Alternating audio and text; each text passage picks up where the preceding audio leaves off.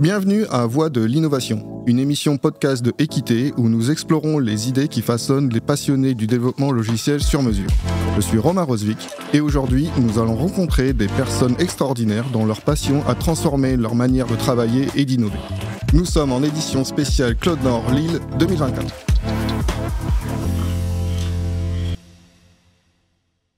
Florian Lemaire pour la Voix de l'innovation. C'est ton premier clap ? Je pense, ouais. Ouais. Et alors, ça fait quoi ? C'est intéressant. C'est intéressant. À Hollywood, ouais. version Lille. Ah ouais, bon. Ouais, c'est pas mal.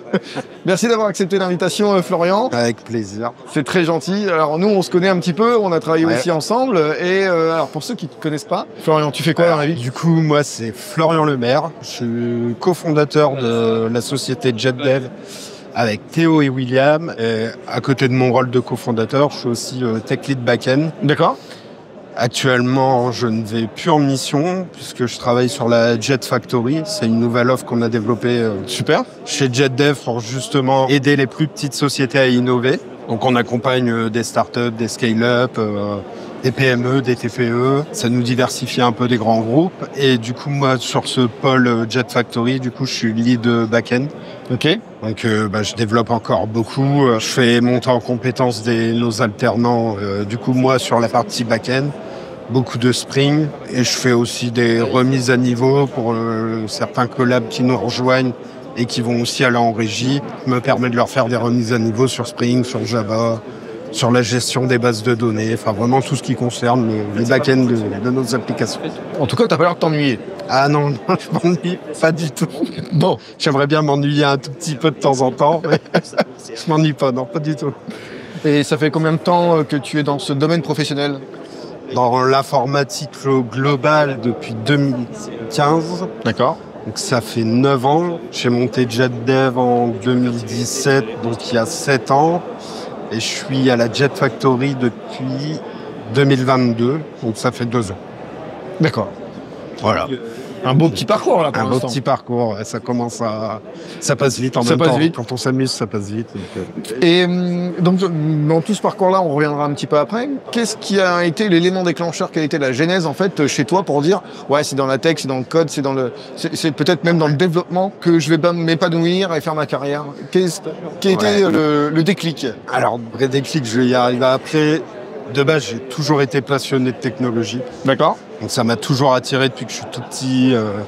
Ma première Game Boy, les jeux vidéo. Par une influence parentale, familiale ? Non, pas du tout. Non, même pas. Mon père, il jouait aux consoles quand il était petit aussi, mais c'est pas lui qui m'a transmis le gène. Plus l'école, en primaire, je devais être l'un des premiers de ma classe à avoir une Game Boy. D'accord. Que j'avais demandé à fond à mes parents.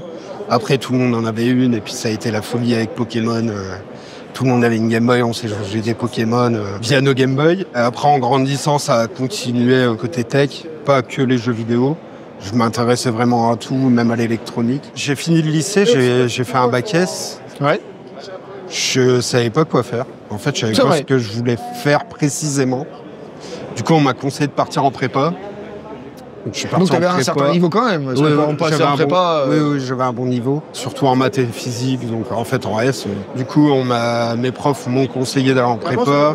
J'adorais les maths à l'époque, donc j'ai fait maths sup, maths spé. Et en fait c'est en prépa que je me suis rendu compte que le seul cours qui m'intéressait vraiment c'était l'info. Ok. Parce que les maths c'était devenu beaucoup trop abstrait, ça me plaisait plus. Du coup j'ai arrêté la prépa, j'étais à Faidherbe, j'ai arrêté en cours, quasi à la fin de la première année. Et j'ai réintégré Polytech Lille. D'accord. Donc à Lille. Du coup, tu avais une partie prépa et une partie licence en même temps. Et là, les cours d'info, j'adorais ça. Donc j'ai demandé à continuer le cursus en génie informatique. Et là, c'était... Et là, t'as dit... Le rêve, là. Ouais. Et là, j'ai compris que j'étais dans le bon domaine. D'accord. C'est là où tu t'es dit, OK. Ah ouais, là, c'est bon. Donc, une période de ta vie où tu t'es cherché un peu et puis après, au fur et à mesure, tu as trouvé une voie... en fait, grâce aux cours, tout simplement les premiers cours d'info. Uniquement les cours, uniquement la pédagogie qui s'est amenée des influences avec des connaissances ou Non, de base, j'avais personne chez moi en info. Ouais. J'avais des cousins ingénieurs, mais en génie civil. Ouais, donc rien à voir avec l'info. Donc eux, ils me conseillaient quand même d'aller en prépa pour justement découvrir un peu ce qu'on veut faire aussi, c'est cool. Et moi, c'est vrai que c'est les cours. En fait, le fait de créer moi-même tout de suite, juste avec un ordi, j'ai adoré. Ouais, t'as adoré. T'as fait du coup, j'ai dit, allez, c'est bon, j'ai trouvé ma voie. Je suis parti dedans direct. Et en fait, même ma filière en ingé, c'était pas que génie informatique. C'était génie informatique et statistique. Ok. Et en fait, j'ai fini avec un binôme qui aimait pas l'info, qui adorait les stats. Ok. Moi qui adorais l'info, qui aimait pas les stats. Donc, je faisais tous les devoirs d'info, il faisait tous les devoirs de stats. Et on mergeait une belle association. Ouais, exactement. Et ça nous a bien arrangé pendant 3 ans. Et puis à la fin, voilà, projet de fin d'études pour ma première société. Et on devait créer toute une plateforme, c'était cool. Et j'ai compris que c'était ma voie. C'était ta voie. Bon. Exactement. Donc là, un peu plus d'une dizaine d'années d'expérience dans le domaine professionnel. Quel a été pour toi le plus grand des défis, l'obstacle dans ton parcours, dans ta carrière? Plus grand des défis, je pense que il y a encore d'actualité, c'est de toujours rester à jour. D'accord. En fait, les technologies, elles évoluent tellement que si on ne fait pas de veille, ça devient vite compliqué au bout d'un certain temps. Pour moi, c'est le plus grand défi de notre métier, c'est de toujours se tenir à jour. Les derniers frameworks sortis, les nouvelles règles, les mises à jour des frameworks actuels, les changements de paradigme aussi sur notre façon de développer, parce que ça évolue énormément, ça évolue très très vite. Oui. Et du coup, si tu ne tiens pas à jour, en fait, tu vas vite avoir l'impression de perdre le fil, d'être perdu dans ton métier. Et je pense que ça devient vite compliqué. Donc, c'est le défi Je pense que c'est le plus gros défi et c'est plus simple quand tu es passionné par ton métier, je pense. Ouais, je pense aussi. Ouais. Je pense que c'est généralement dans chaque métier, mais surtout dans le nôtre, en tout cas. Et pour lui faire un peu la promo, parce qu'en fait, on a reçu aussi Will, donc ton associé au DevFest, qui parlait de la hype. C'était la course en avant à la technologie, la course en avant sur tout ça. Il y a aussi ses limites de la veille, carrément. de pas éviter de se précipiter. Alors en fait, c'est très bien de faire de la veille. C'est moins bien de l'appliquer tout de suite sur les vrais projets. Parce que bon, quand les frameworks qui sortent, forcément, on voit que les avantages tout de suite. Bon, Will, il l'explique mieux que moi dans son talk. Mais du coup, c'est vrai qu'il faut aussi faire attention à ça. Même en veille, sans parler des nouveaux frameworks. Je suis passionné par Spring. Alors là, Spring Boot, on a la version 3. Enfin, la majeure, la 3e majeure. Le Spring Core, on a la version 6. J'ai commencé, on était en Spring 2, je crois. Ouais. Quand j'ai commencé, sortie d'études. T'as 4 majeurs depuis, faut se tenir à jour. Ouais, carrément. Sinon, t'arrives sur un nouveau projet, t'es un peu perdu. Je pense, ouais. Même si souvent c'est rétro-compatible. C'est ce qu'ils disent. Ouais. C'est pas tout le temps le cas, quoi. Nous sommes donc en édition spéciale au Cloud Nord. Ouais. C'est ta première session en tant que, pas forcément invité. Tu es quoi en fait ici? Tu as pris tes places? Ah là, j'ai pris mes places, je suis venu voir. Parce qu'en fait, JetDev est aussi sponsor du DevFest.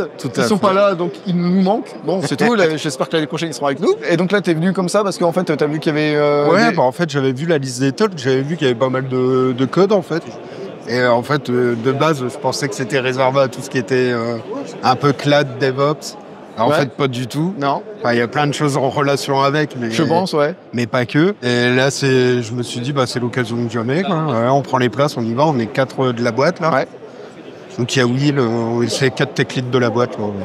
En plus, pour découvrir, les confs qui vont bien. Ouais, carrément. Et voilà. Ouais. Donc c'est ta première session? Cloud Nord, oui. Ouais, d'accord. Ouais. Ok. Et alors tu as des références dans les salons. Il y a des choses qui sont différentes du DevFest, par exemple, ou l'Agile Tour, ou d'autres conférences? Non, je trouve leur gars pas mal. Ouais. En fait, je ne m'attendais pas à ce que ce soit plus grand. Je pensais que c'était énorme. Et en fait, c'est un peu plus cool. Ça me rappelle le DevFest du début.